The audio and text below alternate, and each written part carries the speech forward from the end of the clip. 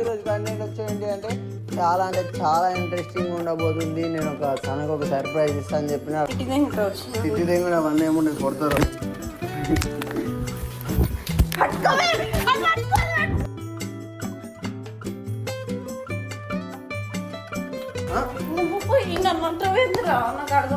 నేను పోతే నీకేమవుతుంది?